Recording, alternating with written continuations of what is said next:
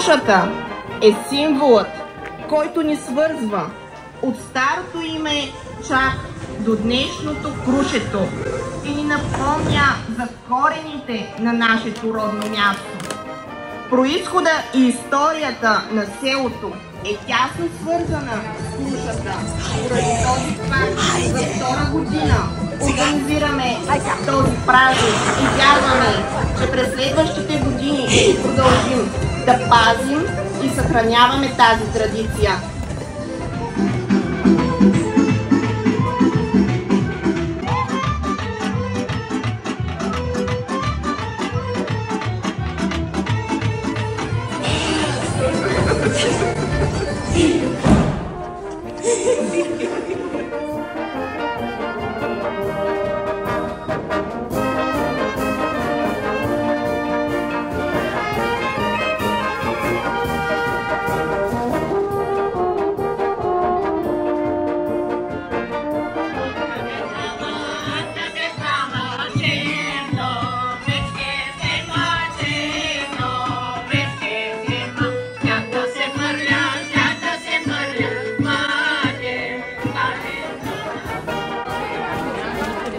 Сега излових лива.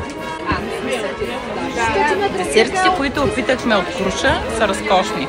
Шинята е празна, да, тя е с торта, с маскарпоне и рикота. Всичко е идеално. Само за Дамян трябва да кажем, че бирата е безплатна този път. И кебабчетата. И кебабчетата, и те са безплатни. За ракията няма да коментирам. Да. Крушова. Нека посрещнем сборни аплодисменти. Клуб по български народни хора Нашенци, град Русе.